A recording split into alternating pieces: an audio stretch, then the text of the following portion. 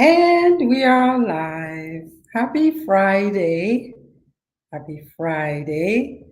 Often I am here on Thursdays. But tonight is the start of something beautiful.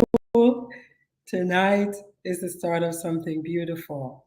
So this evening, I start what I think is a groundbreaking new series that was inspired by my guest tonight.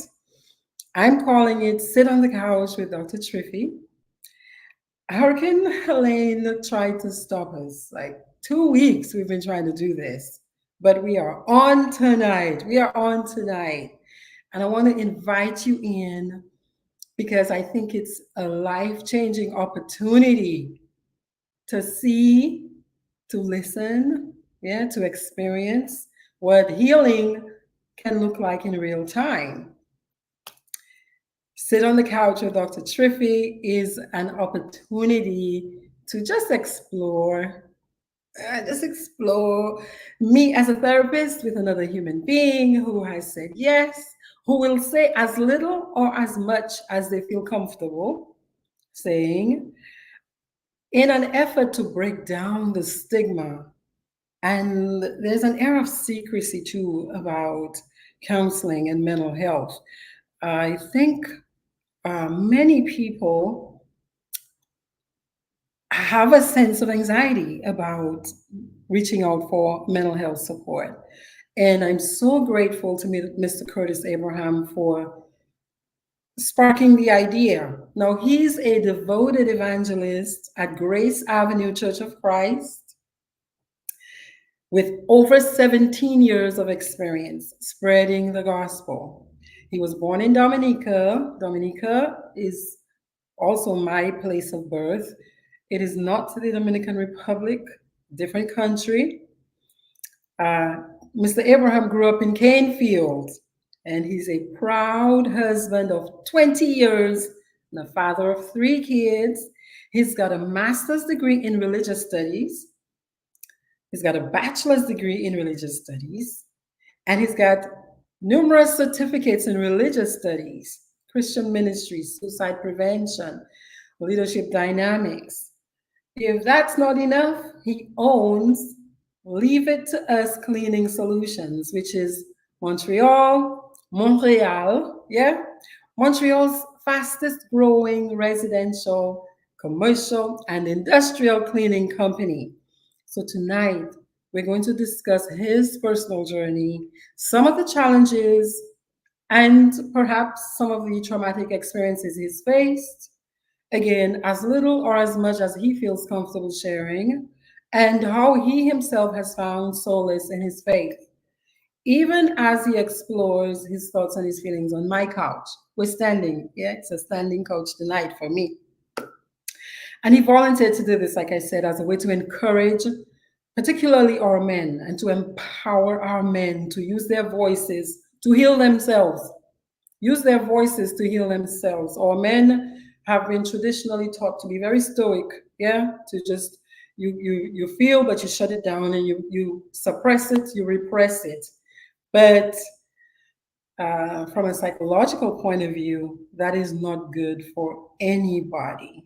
Okay, it's not good for anybody. Secrecy, there's a saying in mental health, especially in addiction recovery, that we are as sick as our secrets.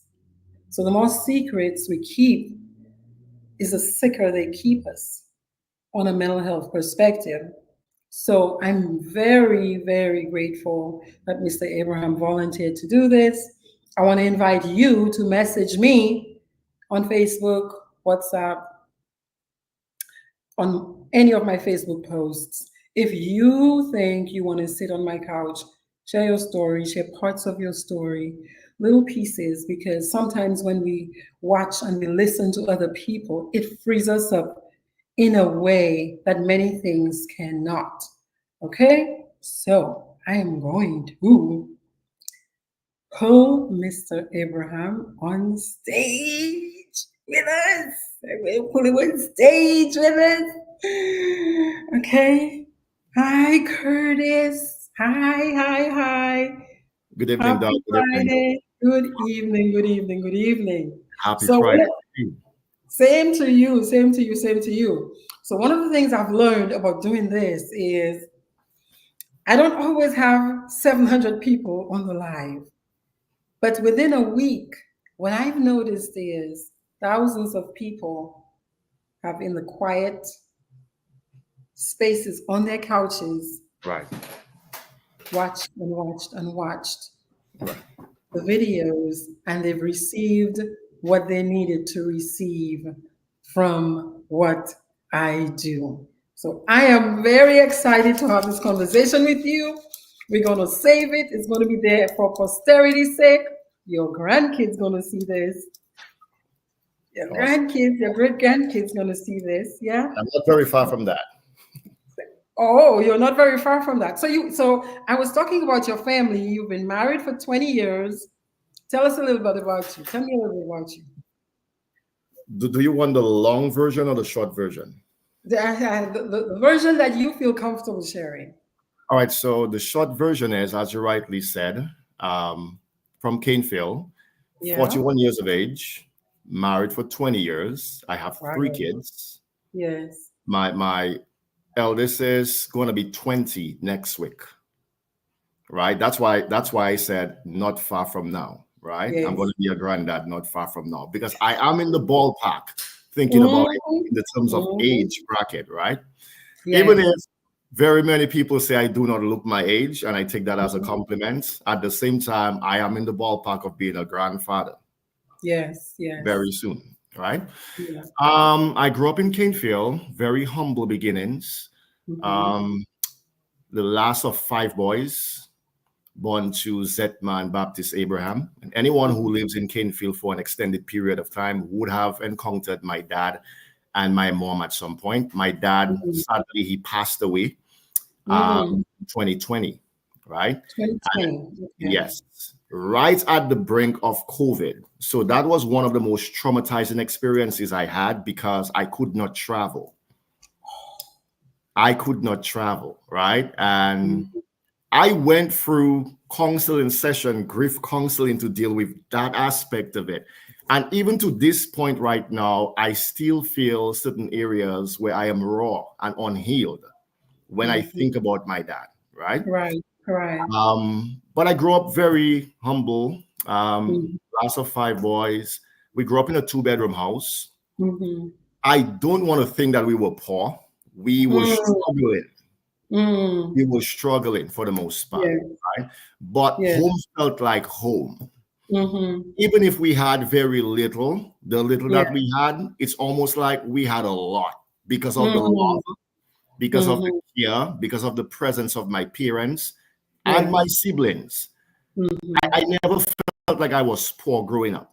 Others Mm-hmm. from the outside looking in might say that, Yeah. but my personal experience, I couldn't Mm-hmm. say or I cannot say I was poor. I can say we Mm-hmm. were struggling. Yeah. Thankfully, of course, in 2003, got married to my beautiful wife, my darling, my Oh. darling.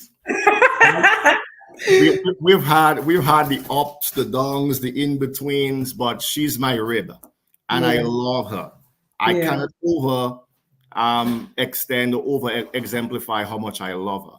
Right? Mm-hmm. I Mm-hmm. think in terms of people who know me, she knows me the best. She actually knows what I'm thinking based on my smile, based on my expression. We've been together so long that she gets me. Right? Yes. In 2007.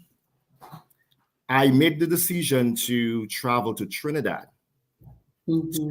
to become a minister. Mm-hmm. And during that experience, it was a 2-year program.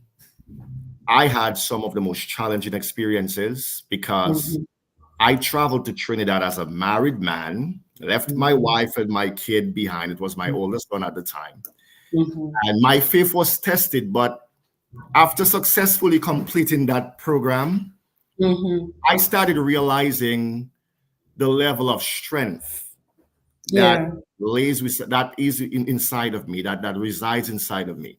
Mm-hmm. And Coming back to Dominica in 2009, I started my ministry, my Mhm. full-time ministry, that is, right? Because prior to going, I worked with the church periodically. I preach Mhm. on various Sundays. But in terms of doing ministry full-time, it started in 2009, right? So Mhm. I have like 15 years full-time ministry experience, 17 years in total, because 2 years prior to going, I worked with the church. Yeah. So, I've seen a lot of things. I have Mhm. experienced a lot of things. I have connected with various preachers all over the Caribbean, all over the US, Canada, Mhm. and various Right. parts of the world. And I have seen the good, the bad, and the ugly of ministry.